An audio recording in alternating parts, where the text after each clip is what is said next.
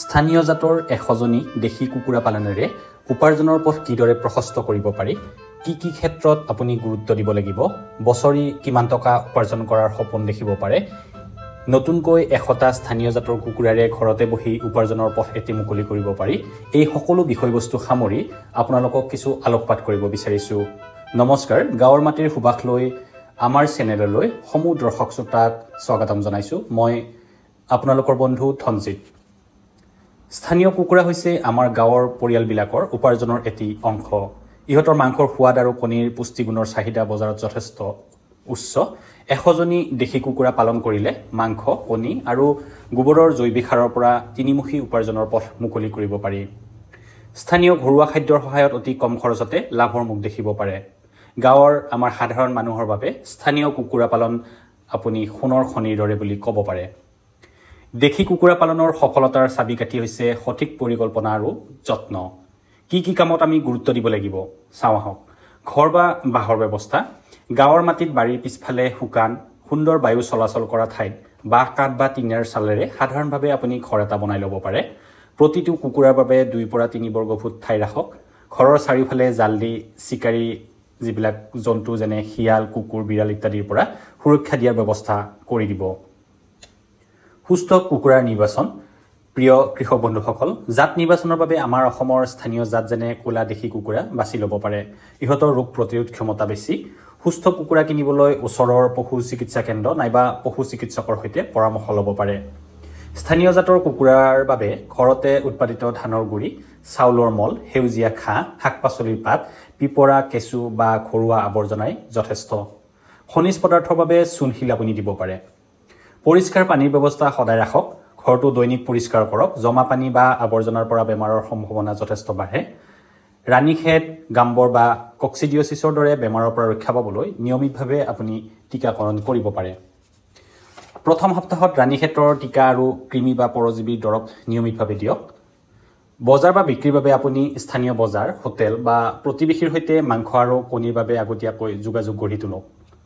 বছৰি উপাৰ্জনৰ হিচাপ যদি আপুনি থুলমূলকৈ হিচাপ কৰোঁ, তেতিয়াহ'লে 100জনী দেশী কুকুৰা পালনৰ পৰা কিমান আপুনি লাভ কৰিব পাৰিব। আহক এটা স্পষ্ট ধাৰণা লওঁ। ধৰি লওঁ 100জনীৰ ভিতৰত 60জনী মাইকী আৰু 40টা মতা কুকুৰা। এটি দেশী কুকুৰাৰ পৰা 6 পৰা 8 মাহৰ ভিতৰত 1.5 পৰা 2 কেজি ওজনৰ হৈ উঠে আৰু প্ৰতি কেজি মাংসৰ বৰ্তমান দৰ আপুনি যদি ধৰে 300 পৰা 400 টকা, তেতিয়াহ'লে 40টা মতা কুকুৰাৰ পৰা প্ৰায় 60 কেজি মাংস পাবৰ কাৰণে আপুনি সক্ষম হ'ব, যাৰ মূল্য আপুনি বছৰেকত 18 পৰা 24,000 টকা পৰ্যন্ত লাভ কৰিব পাৰিব।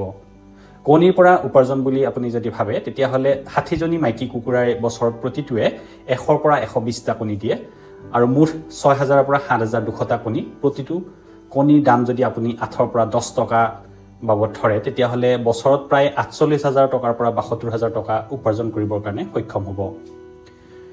গোবৰৰ সাৰ, মুৰ্গীৰ গোবৰৰ পৰা জৈৱিক সাৰ তৈয়াৰ কৰি বছৰে প্ৰায় 5 পৰা 10,000 টকা আপুনি অতিৰিক্তভাৱে উপাৰ্জন কৰিব পাৰে। স্থানীয় খাদ্য ব্যৱহাৰ কৰিলে 100জনী কুকুৰাৰ খাদ্য, ঔষধ আৰু ঘৰৰ খৰচৰ বাবদ 20 পৰা 25,000 টকা আপোনাৰ খৰচ হ'ব পাৰে।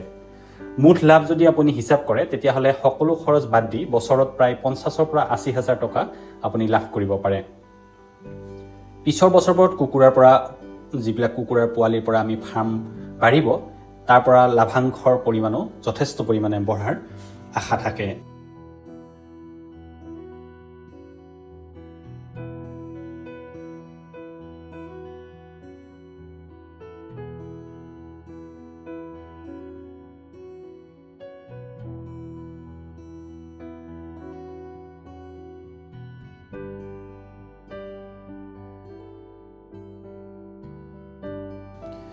দেশী কুকুৰা পালন গাঁৱৰ মানুহৰ বাবে এটা জীৱন সলনি কৰাৰ সুযোগ।